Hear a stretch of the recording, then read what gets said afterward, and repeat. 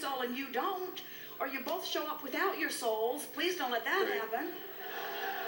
In other words, the mating is about the vibrational basis, you see. And so, as you play this game, what do I want? A relationship with a magnificent partner. And why do I want it? Because it feels good to communicate on deep, deep levels. And to have one person in my life that is specifically wanting many of the same things, so that we can find that satisfaction as things flesh out and manifest. It's a wonderful, wonderful thing. But you can't be wanting something so much that the absence of it hurts you.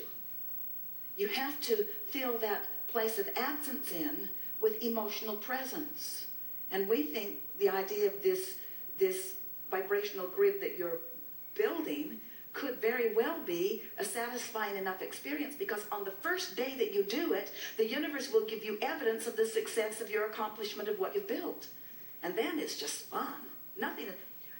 Have you noticed how you stumble into something every now and again? Stumble into it, meaning law of attraction is always at work, but you're just oblivious to it. You say it came out of the blue, and we say, no, not out of the blue. It came out of the oblivious, because you're just not aware of it. But as something like that comes, even though it might be satisfying on some level, it doesn't rock your world in satisfaction.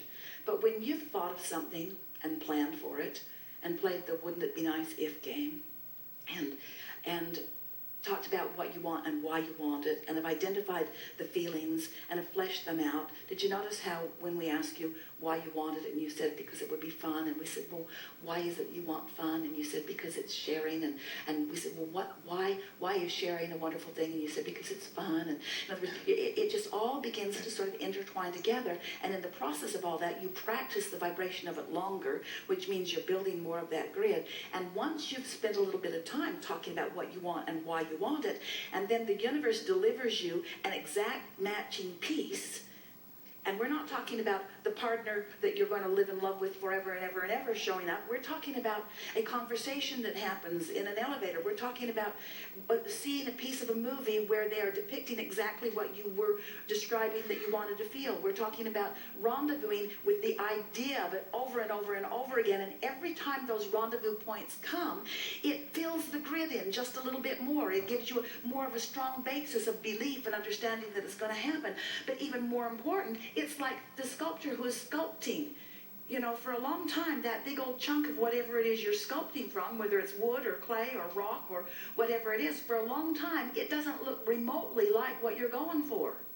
For a long time, it's just in the process of becoming. And yet, the person who is sculpting it or painting it or writing the book, it takes a long time to write a book. It takes a long time. And if all of the time that it's coming into being, it is as satisfying to you, or even from our perspective, more satisfying than the finished product, then you begin getting the hang of building this grid.